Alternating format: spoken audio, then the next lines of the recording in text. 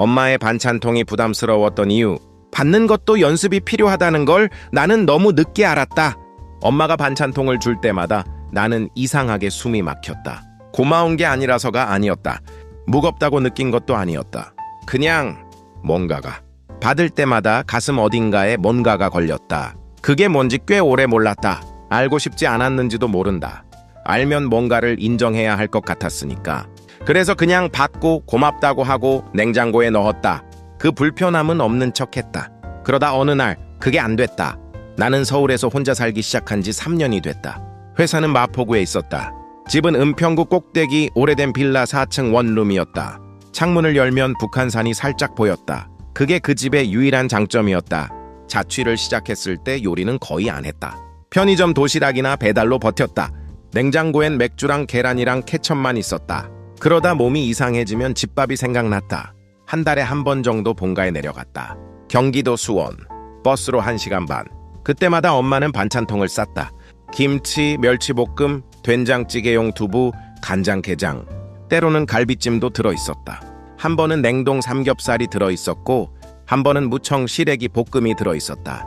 보냉백에 넣고 버스 타고 올라오면 집 냉장고가 잠깐 가득 찼다. 그 냉장고를 열어보는 게 싫지 않았다. 그때까지는 1년 정도는 그냥 자연스러웠다. 당연한 것처럼 받았다. 당연한 것처럼 먹었다. 문제는 2년 차부터였다. 정확히 말하면 내가 반찬통을 받는 게 어색해진 시점부터, 그 어색함이 뭔지 몰랐던 시점부터 어느 주말 본가에 내려갔다. 11월이었다. 버스 창밖에 낙엽이 쌓여 있었다. 날이 흐렸다. 이어폰을 꽂고 있었지만 음악은 안 들었다. 수원 버스터미널에서 내려서 집까지 걸었다. 10분 거리였다. 골목에 들어서면 냄새가 달랐다. 익숙한 냄새.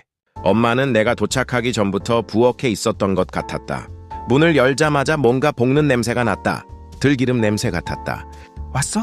돌아보지도 않고 말했다. 나는 가방을 내려놓고 소파에 앉았다. TV가 켜져 있었다. 낮 드라마가 끝나고 광고가 나오고 있었다. 평소랑 다를 게 없는 장면이었다. 근데 그날따라 부엌이 이상하게 작아 보였다. 엄마 등이 이상하게 좁아 보였다. 그 등을 한참 봤다. 뭔지 모르는 기분이 스쳤다. 금방 사라졌다. 그래서 그냥 넘어갔다. 저녁을 먹었다. 된장찌개랑 제육볶음이었다. 밥을 2그릇 먹었다. 서울에서 혼자 먹는 배달 음식이랑은 달랐다. 식사하면서 별 얘기는 없었다. 회사는 어떠냐? 그럭저럭. 밥은 잘 먹고 다니냐? 뭐 그냥 저냥. 더 묻지 않았다. 나도 더 말하지 않았다. 저녁을 먹고 나서 엄마가 반찬통을 쌌다. 식탁 위에 통이 하나씩 놓였다. 뚜껑 닫히는 소리가 났다. 택, 택, 택. 이거 김치, 이거 멸치, 이건 계란말인데 내일 먹어. 이거 두부조림, 이건 깍두기. 나는 고맙다고 했다. 근데 그 말이 평소보다 조금 늦게 나왔다. 엄마는 못 느꼈겠지만 나는 느꼈다. 왜 늦게 나왔을까? 그 물음이 버스를 타는 내내 따라왔다. 서울로 올라오는 버스 안에서 생각했다. 보냉백이 무릎 위에 있었다. 창밖은 어두웠다. 고속도로 불빛이 지나갔다. 나는 요즘 잘 지내고 있었다. 회사도 그럭저럭 다닐만 했고 친구들도 가끔 만났고 혼자 있는 시간이 불편하지 않았다. 오히려 편한 적도 많았다. 그런데 엄마 반찬통을 받을 때마다 뭔가 모르게 숨이 짧아졌다. 처음엔 그게 죄책감인 줄 알았다. 자주 못 내려가니까, 전화도 별로 안 하니까, 명절에 늦게 내려간 적도 있으니까. 근데 아니었다. 죄책감이면 반찬통을 받을 때 더 따뜻해야 하는데 오히려 조금 멀어지고 싶었다. 그게 이상했다. 이상한 게 싫었다. 집에 와서 냉장고를 열었다. 반찬통을 하나씩 넣었다. 냉장고 문을 닫고 한참 서 있었다. 냉장고 모터 소리가 났다. 밖에서 사람 지나가는 발소리가 들렸다. 내가 왜 이러지? 고마운 건 맞는데, 받는 게 편하지 않은 것도 맞는데, 이 2가지가 동시에 사실인 게 이상했다. 보통 감정은 하나인 줄 알았는데 며칠이 지났다. 반찬을 꺼내 먹으면서도 그 생각이 계속 났다. 멸치볶음을 한 젓가락 집으면서 이거 엄마가 만든 거지.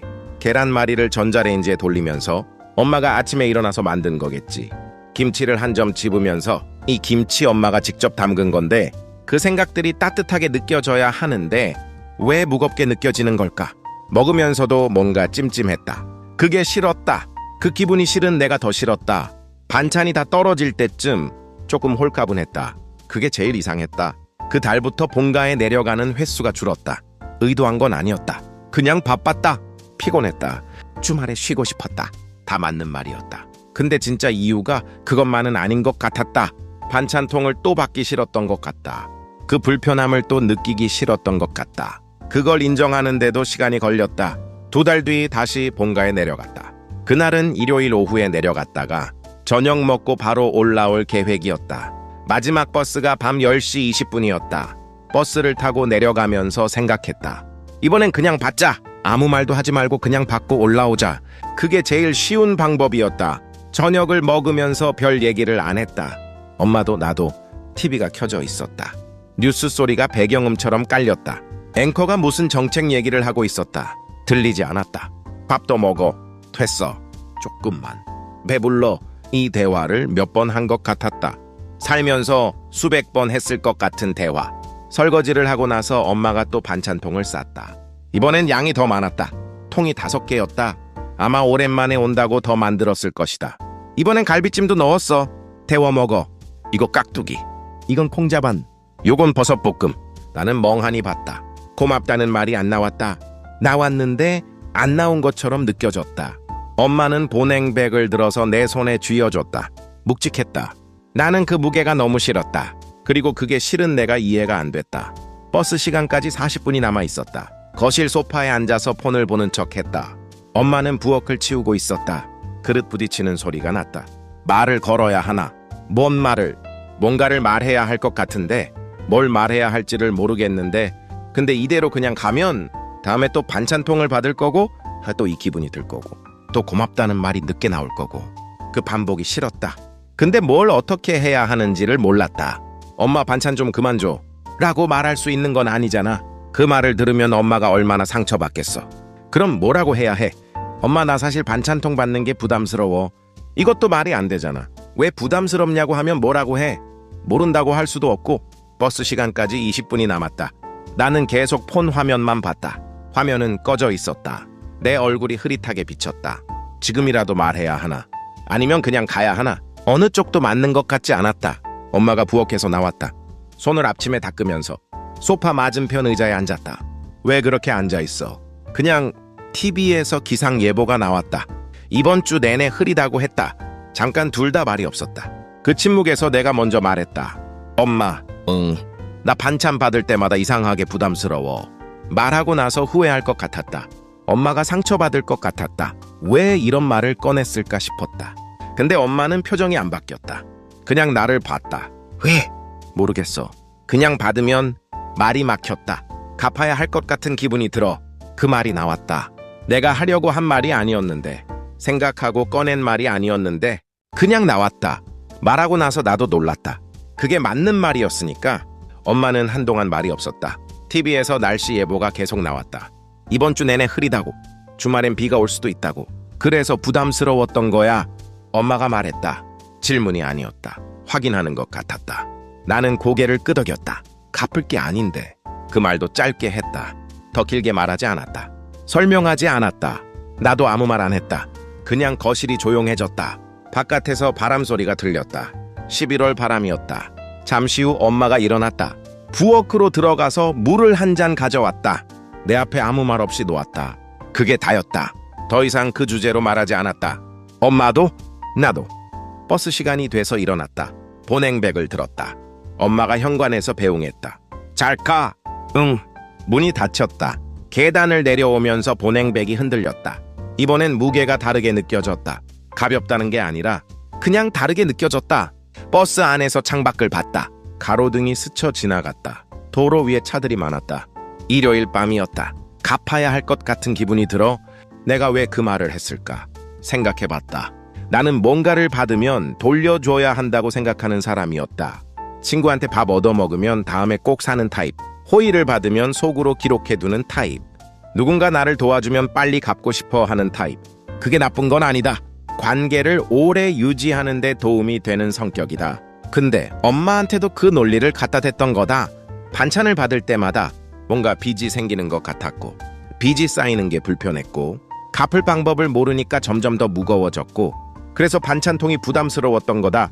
그리고 그 빚을 갚지 못하니까 만나는 것 자체가 불편해졌던 거다. 그걸 알고 나니까 이상하게 서글펐다. 엄마는 그냥 반찬을 줬을 뿐인데 나는 그걸 빚으로 받아들이고 있었다. 그 빚을 만든 건 엄마가 아니라 나였다. 그걸 알고 나서 달라진 게 있냐고 하면 바로는 아니었다. 그 다음 달에도 반찬통을 받았다. 또 약간 무겁게 느껴졌다. 근데 예전이랑 달랐던 건 이유를 알고 있으니까. 이 무거움이 뭔지 알고 있으니까 또 빚 생기는 기분이 드는구나. 그걸 알아차리면서 받았다. 알아차리는 것과 모르는 것은 달랐다. 그게 조금 달랐다. 지금은 어떠냐고 하면 솔직히 아직도 완전히 편한 건 아니다. 반찬통을 받을 때 가끔 그 기분이 올라온다. 근데 그 기분이 올라올 때 이제 혼자 말한다. 이건 갚는 게 아니야.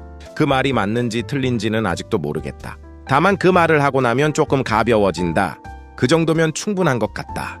엄마는 그날 내가 한 말을 기억하는지 모르겠다. 물어본 적 없다. 근데 그 뒤로 반찬통 개수가 줄었다. 5개가 3개가 됐다. 3개가 2개가 됐다. 말을 해서인지 엄마가 원래 줄이려 했는지 모른다. 그냥 줄었다. 그것도 충분한 것 같다. 사람마다 받는 방식이 다르다. 어떤 사람은 받으면 그냥 따뜻하다. 어떤 사람은 받으면 빚이 생기는 것 같다. 둘 다 틀린 게 아닌 것 같다. 다만 후자라면 그 빚이 갚는 종류의 빚인지 아닌지는 한 번쯤 생각해 볼 필요가 있다. 엄마의 반찬통은 갚는 종류가 아니었다. 그걸 아는데 3년이 걸렸다. 3년 동안 그 반찬통이 무거웠다. 그 무게가 반찬통 탓이 아니었는데 당신도 받는 게 불편한 사람이 한 명쯤은 있을 것이다. 그 불편함이 고마움이 없어서가 아닐 수 있다. 그 사람이 싫어서가 아닐 수 있다. 이유가 있을 거다. 그 이유를 한 번쯤 들여다보면 조금 달라질 수도 있다. 그리고 그 이유를 알면 그 불편함이 조금은 가벼워질 수 있다. 가벼워지면 조금 더 편하게 받을 수 있을 것이다. 그게 전부다.